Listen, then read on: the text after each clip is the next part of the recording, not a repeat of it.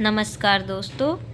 आज की वीडियो में हम पढ़ने वाले हैं हिंदी उपन्यास से संबंधित महत्वपूर्ण उपन्यास, उपन्यासकार और उनके पात्र।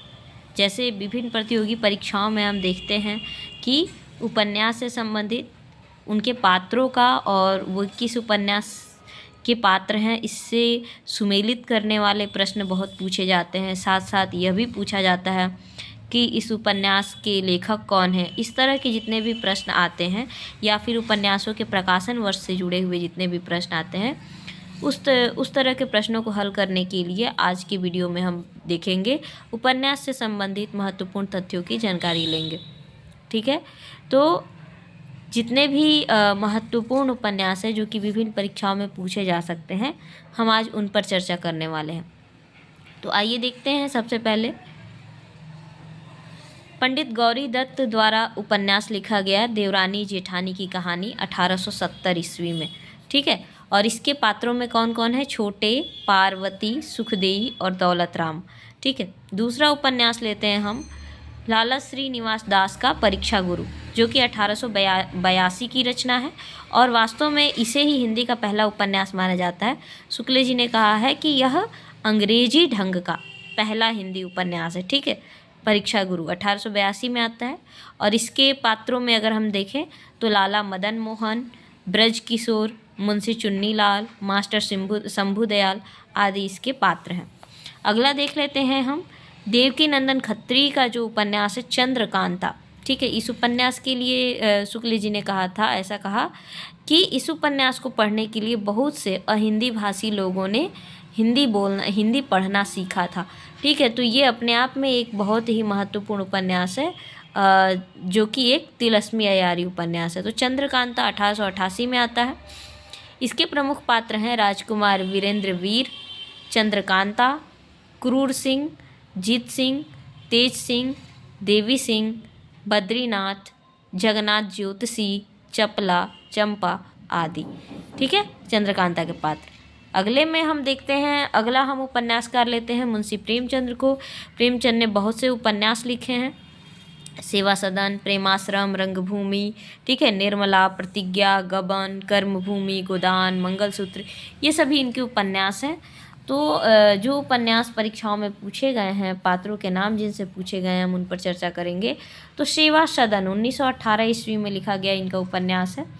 ठीक, इसके पात्रों को हम देखें तो विट्ठल दास, रमेश चंद्र, भगन राम, सुमन, भोली, गंगाजली, शांता, सुभद्रा, कृष्णचंद्र, गजाधर, उमानाथ, पद्म सिंह आदि सेवा सदन के पात्र हैं।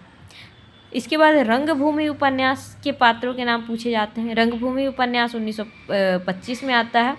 इसके पात्रों में मुख्य रूप से सूरदास इसका नायक है और सोफिया इसकी नायिका है। तो सूरदास, सोफिया, मिठुआ, विनय, ज्ञान सेवक, ये सभी रंगभूमि के पात्र हैं। अगला हम देखें तो अगला महत्वपूर्ण उपन्यास है निर्मला। निर्मला 1927 की रचना है। ठीक है, बेमेल विवाह से संबंधित है। ठीक है, ये रचना एक 15 वर्ष की बालिका का लगभग 35 वर्ष की उम्र के पुरुष के साथ विवाह कर दिया जाता है। तो बेमेल विवाह और दहेज प्रथा की जो परिणाम है उसको यहाँ पर दिखाया गया है।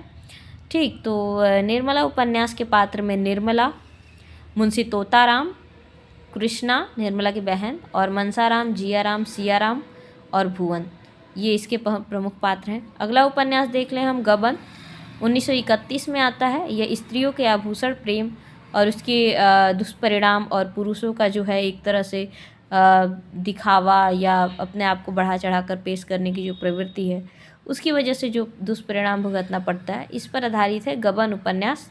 1931 ईस्वी की रचना है। इसके पात्र हैं रामनाथ, देवीदीन, जालपा, रतन, जोहरा। ठीक है, जालपा इसकी प्रमुख नायिका पात्र है। तो रामनाथ, देवीदीन, जालपा, रतन, जोहरा, गबन उपन्यास। अगला देखते हैं कर्मभूमि 1932 ईस्वी की रचना है। कर्मभूमि के पात्रों में अमरकांत, समरकांत, ठीक है, और उसके बाद डॉक्टर शांति कुमार, सलीम, सुखदा, नैना, मुन्नी इत्यादि कर्मभूमि के पात्र हैं। गोदान की रचना 1936 में होती है। कृषक जीवन का महाकाव्य कहा जाता है गोदान।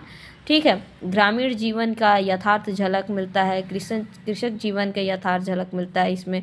ठीक है। प्रेमचंद्र का सर्वाधिक प्रसिद्ध उपन्यास है और उनका अंतिम उपन्यास भी है, अंतिम पूर्ण उपन्यास गोदान। 1936 की रचना है। इसमें नगरीय पात्र भी हैं और ग्रामीण पात्र तो हैं ही।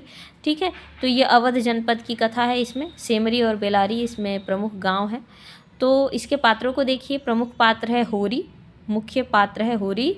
ठीक है। इसके अतिरिक्त होरी है, झिंगुर सिंह, सीलिया, गोबर, धनिया, झुनिया, दाता दीन, माता दीन, नोखेराम, ये सभी ग्रामीण पात्रों में हो जाएंगे। नगरीय पात्रों में देखिए, ग्रामीण पात्रों में ही दुलारी शहुआइन इत्यादि। नगरीय पात्रों में राय साहब, अमरपाल, ओंकार नाथ, श्याम बिहारी, तनखा, खन्ना, प्रोफेसर मेहता, मिस मालती, मिर्जा खुर्शीद, गोविंदी, ये सब जो है गोदान के पात्र हो जाते हैं। ठीक। इनका अंतिम उपन्यास हो जाता है मंगलसूत्र। ठीक। अगले उपन्यासकार यहाँ देखिए, प्रसाद जी ने कंकाल, तितरी, इरावती नाम से उपन्यास लिखा है, इसको ध्यान में रखेंगे। इरावती उनका अधूरा उपन्यास है। अगले प्रमुख उपन्यास में देखेंगे जिनका पात्रों के नाम पूछे जाते हैं, तो अमृतलाल नागर का उपन्यास है बूंद और समुद्र। बूंद और समुद्र की अगर हम पात्रों की बात करें तो स्त्री पात्र में ताई और वन कन्या, पुरुष पात्रों में नगीन चंद्र उर्फ कर्नल, रामजी बाबा, महिपाल, सज्जन, ये बूंद और समुद्र के पात्र हैं। इसके बाद मानस का हंस उपन्यास तुलसीदास के जीवन पर आधारित अमृतलाल नागर द्वारा लिखा गया 1932 में। गोस्वामी तुलसीदास इसके प्रमुख पात्र हो जाएंगे और रत्ना यानी कि रत्नावली। ठीक है। नाचियो बहुत गोपाल भी अमृतलाल नागर द्वारा 1978 में लिखा गया। इसकी नायिका है निर्गुनिया। निर्गुनिया इसकी नायिका है और मोहना इस उपन्यास का नायक है। खंजन नयन 1981 में लिखा अमृतलाल नागर ने। खंजन नयन सूरदास के जीवन पर आधारित है। सूरदास और कंतो इस उपन्यास के महत्वपूर्ण पात्र हैं। ठीक। अब देख लेते हैं विशंभर नाथ शर्मा कौशिक की रचना झांसी की रानी। ये ऐतिहासिक उपन्यास है। ठीक है। 1946 में लिखा गया। विशंभर नाथ ने। वृंदावन लाल वर्मा का उपन्यास है झांसी की रानी। वृंदावन लाल वर्मा अपने ऐतिहासिक उपन्यासों के लिए मुख्य रूप से जाने जाते हैं। सामाजिक उपन्यास भी इन्होंने लिखे हैं। तो झांसी की रानी 1946 में आता है और इसके प्रमुख पात्रों में रानी लक्ष्मीबाई, सुंदर, मुंदर, काशीबाई, जूही, मोतीबाई, झलकारी बाई इत्यादि हैं। और पुरुष पात्रों में गंगाधर राव, तात्या टोपे, गुल मोहम्मद, खुदाबख्श, सागर सिंह, डाकू पीर अली, दुल्हाउज, रघुनाथ सिंह, जवाहर सिंह आदि इनके झांसी की रानी उपन्यास के पात्र हैं। हजारी प्रसाद द्विवेदी अगले उपन्यासकार के रूप में। इनके चारों उपन्यास बहुत ही प्रसिद्ध हैं। इन्होंने 4 उपन्यास लिखे हैं। बाणभट्ट की आत्मकथा, चारूचंद्र लेख, पुनर्नवा, अनामदास का पोथा। बाणभट्ट की आत्मकथा 1946 में आता है। ये पहला उपन्यास है। इसके पात्रों में है निपुणिका, जिसको नियुनिया भी कहते हैं। निपुणिका यानी नियुनिया। ध्यान रखिएगा, अमृतलाल नागर का एक उपन्यास है नाचियो बहुत गोपाल, उसकी एक प्रमुख स्त्री पात्र है निर्गुनिया। कन्फ्यूजन हो जाता है, इसलिए देख लेते हैं। तो नाचियो बहुत गोपाल अमृतलाल नागर का उपन्यास है, उसकी पात्र है निर्गुनिया। जबकि बाणभट्ट की आत्मकथा में भी एक स्त्री पात्र है महत्वपूर्ण, उसका नाम है नियुनिया या निपुणिका। ठीक है। इसके अतिरिक्त भट्टिनी, सुचारिता, महामाया। ठीक। और पुरुष पात्रों में बाणभट्ट, अघोर भैरव, विरति वज्र इत्यादि बाणभट्ट की आत्मकथा से।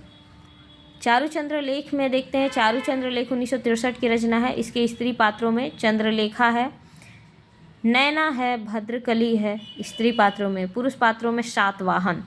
चारूचंद्र लेख का नायक कौन है? सातवाहन है। धीर शर्मा, बोधा प्रधान, सीधी मौला, नागनाथ, विद्याधर भट्ट इत्यादि चारूचंद्र लेख के पात्र हैं। पुनर्नवा 1973 में लिखा हजारी प्रसाद द्विवेदी ने। इसके स्त्री पात्रों में मृणाल, चंदा, मांदी, मंजुला, वसंत सेना इत्यादि हैं।